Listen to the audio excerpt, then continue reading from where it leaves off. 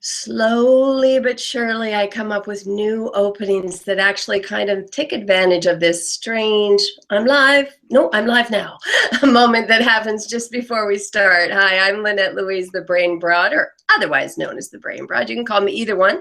You can call me Lynette, you can call me Miss Louise, you can call me Brain, you can call me Broad. I don't really care, I'll answer to all of them.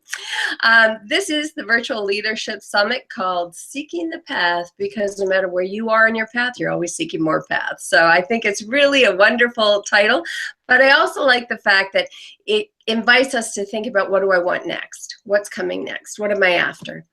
All right, so today I thought, in order to do a really complete leadership summit, I ought to talk to somebody that's about partying, because I think the idea of partying your way to the top, having a book party.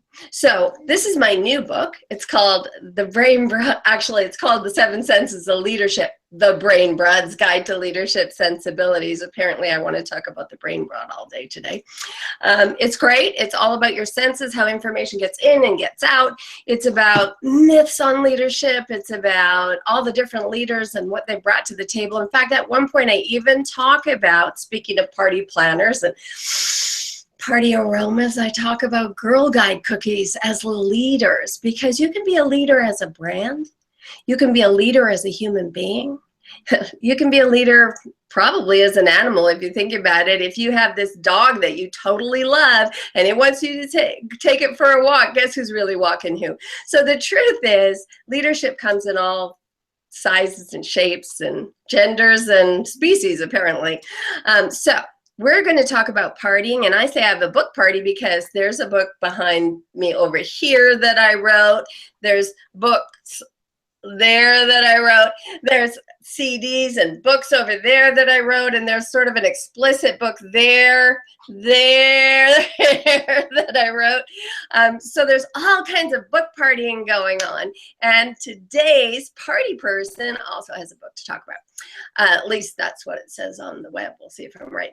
Okay, Charlie Scola is somebody that I know because I know somebody who knows Charlie.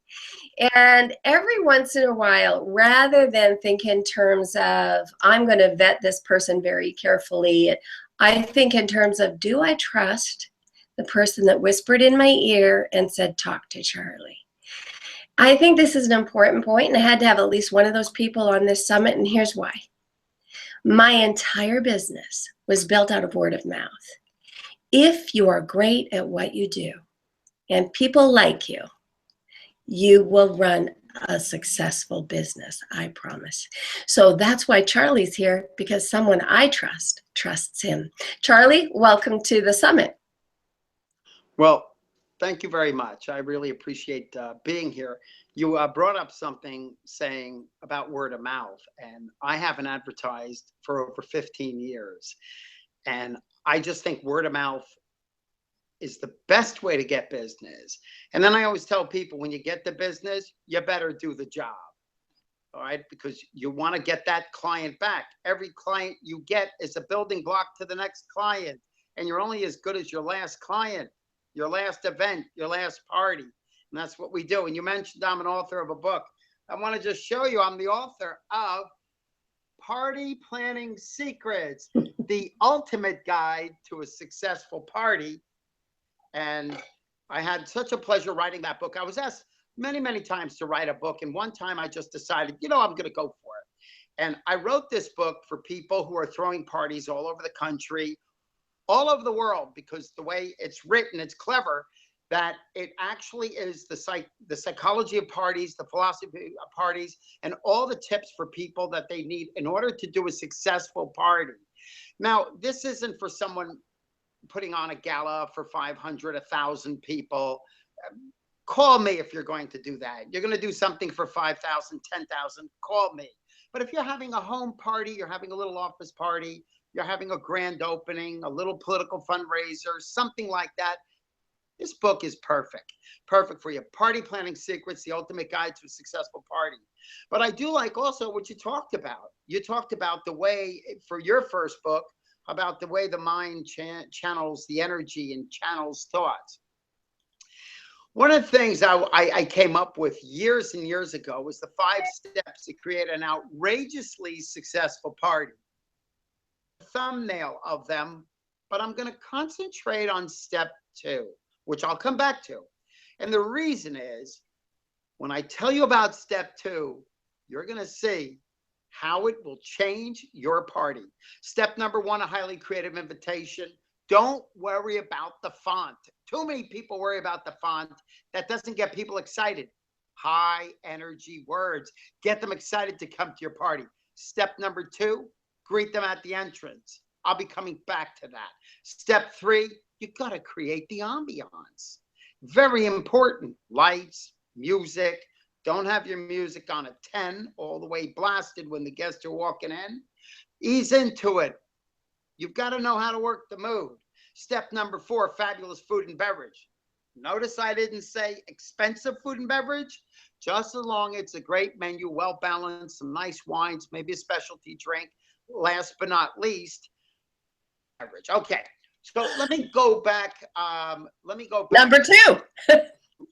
What's that? Let me go back to number 2. Oh, by the way, you know what? I'm sorry, I skipped one. I forgot step 4. Step 4 is give your guests something to do. Something to do, get them involved in the party. That really makes the party and keeps the energy going. But step number 2, one of the most important steps. If you don't do anything at your party, please do this. Have someone with a great personality or you greet them at the entrance. Make them feel terrific. You will lift their energy. You will change them cellularly. They'll walk into the party feeling great. Have you ever gone to a restaurant and there's nobody there to greet you? The maitre d' is nowhere around. Finally, he comes scrambling over to the little desk and doesn't even look at you. And then finally looks at you and says, hi, do you have a reservation? And what happens is you're kind of on eggshells. Change that to a maitre d' the minute you walk in, a big smile. Hi, folks. Welcome. Do you have a reservation? No, we don't. Well, we're happy to have you here. You see the difference? You made them welcome. I see the difference. Wait. Okay, I get to talk to you. Okay, number 1, yes, fantastic. I hadn't ever thought of that, and I love the difference in having the energy and the acceptance as they come in the door. I love that you said make sure they have something to do. People feel like that's putting upon someone, but isn't the worst thing that ever happened when you tried to go to a dance in junior high or middle school and you all stood around going, I don't know what to do, I don't know what to do, right? So those are fantastic points. At the beginning, you said something about, you jumped off of what I had said about word of mouth, and I want to go there and then back to the party stuff and connect that with events, because many of us are trying to run events and we could really use your advice. So absolutely. Okay, so back on the word of mouth, you said something that I believe is about follow through. So you said make sure once you get that word of mouth that when you get there, you're of value, like you live up to your reputation. I'm paraphrasing. So that's about follow through, right? Absolutely. Okay, so you walk in and you are determined that you're going to be at least as good as you were promised to be. If not 100% better. Right. Okay, so now let's move forward. I had to make a point of that because follow through is a real big problem for a lot of people. Okay, so let's move forward to this, all the party planning. Can you help us think in terms of not just a party, but if, let's say, for example, in November, I'm running with Sharon Burstein, my first ever live leadership event. Now I've got great people that are very experienced coming. James Malinchek, Jeff Hoffman of Priceline.com is going to be there. But I don't know myself a lot about making sure that people come, getting the word out in a way that's exciting and inviting. And then, how do you do that? Well, there's several ways to do it. Thank God today we have so many ways. Back in the old days, it was a telephone call or it was an invitation by mail. today you have so many mediums to invite people. One of the things to do if you're just trying to get a lot of people, invite people, then tell them to invite people. Also, the invitation is still important. A lot of people love going to the mailbox, getting an invitation, because what do we get all the time? We get emails. It's a quick email invitation, but box today is kind of work. When you go to a mailbox and you open up and there's a beautiful invitation and it has the high energy words, it's exciting, it's telling you everything that's going on, gets you excited. They work really well too. Get people excited. And then tell your friends to tell their friends to tell their friends to tell their friends. And you just build momentum. It's the best way to do it. Yeah, you know, in my experience, it's the tell your friends to tell your friends to tell your friends has the most mileage. Do you find that to be true? Absolutely, especially today. And also don't forget about Facebook. It's another way to get people involved. Twitter is another way to get people involved. Any of these mediums that are the social networks are terrific to get people on. I don't know if you're charging for the event. No. Oh, this event. No, I'm not charging for this event, for the live event where I want people. Yes.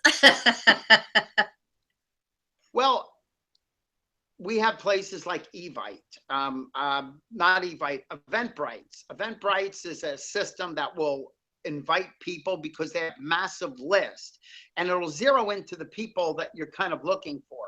That's just one of the tips. Some of my clients have gone through that and used that for their festivals, for their fundraisers, and so on and so forth. Okay, Charlie, so another question.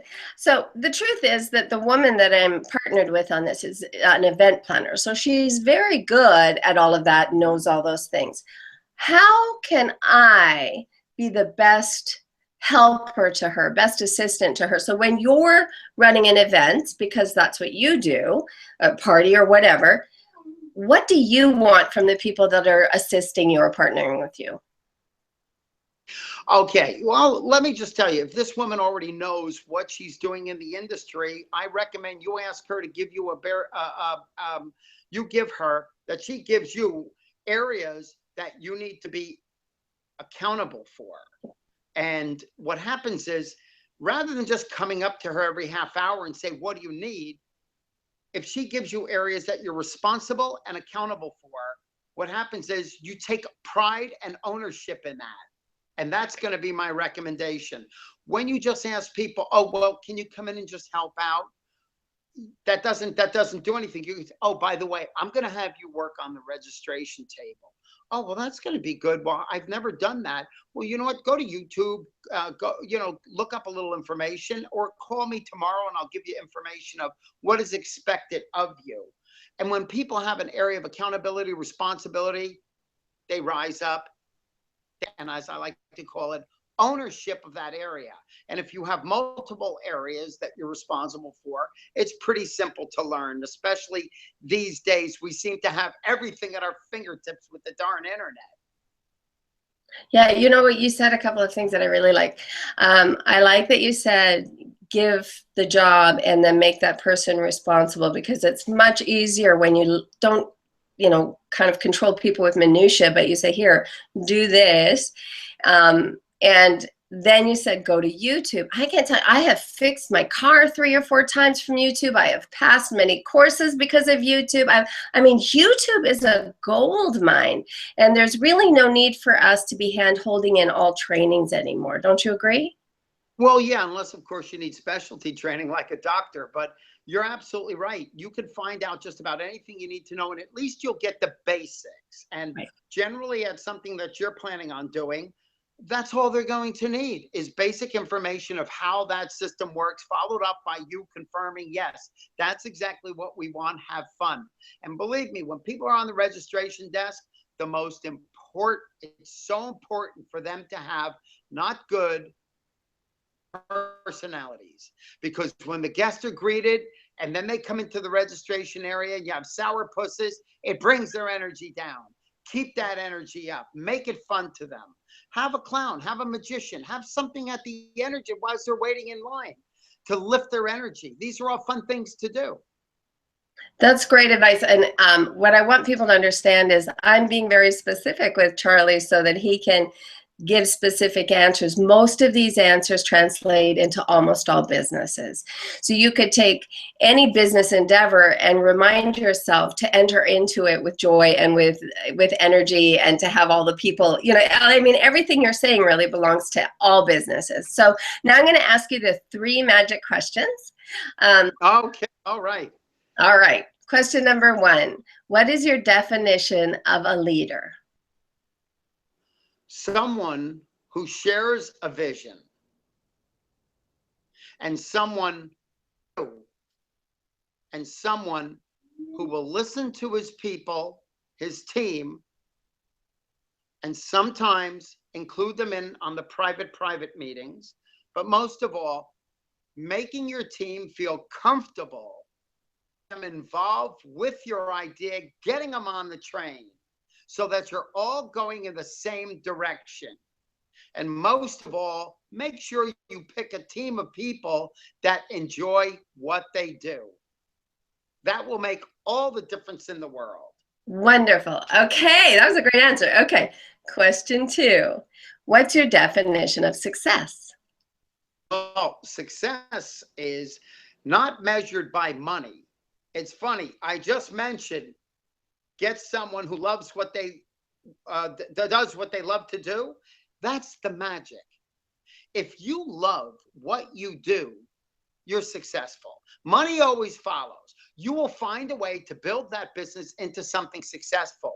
You will find that job to find rewards in it that are successful. Success is measured by how you live life.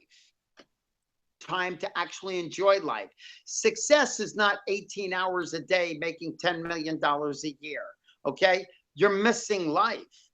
Success is about living life, having balance. I have balance. I enjoy yoga, work. I enjoy my friends, my family, my religion, all of these balance. You can't just be working and have a big bank account. Right. To me, that's not successful. Although today people will tell you it is success, making a lot of money. It's not. I think at any time in life, people would have said that, but I think the ones who are truly successful understand that it's about happiness and balance. And in fact, in my book, that is the 6th sense. So as opposed to the other 6th sense, I call balance the 6th sense because it's a really important piece of being healthy and happy. It is. Okay, we have a 3rd question. You ready? The drums are rolling as we speak. Okay. Given your definition of leadership or a leader, and your definition of success, what advice would you give to somebody who's just entering into your business, the party business, and wants to be a successful leader in the party business? That's a great question. And you know what? I get that question often. And I have a lot of friends who actually contact me, especially these days, and say that their son or their daughter or their cousin, their friend, they want to get into the party planning business. Could you give them any advice? And I've actually taken friends out to dinner and discussed. Just recently, there was a young girl about 13 years old. Her mom contacted me and said, you know, my daughter wants to do this. She's a friend of a friend. I said, I'll tell you what, let's all go out for ice cream. Give her my book. I didn't find out. She had so much fun. A 13-year-old was asking me questions about the business that was so much fun to answer. She was just having so much fun. She was actually interviewing. I felt she was interviewing me. But what I would tell people, if you want to get into the party planning business, start going on different websites and seeing what facet of the business you want to be in, because there's so many areas of the party business these days. There are people who do corporate events. There are people who do weddings. There are people who just do cocktail receptions. There are people who just do fundraisers. There's so many areas for special events people.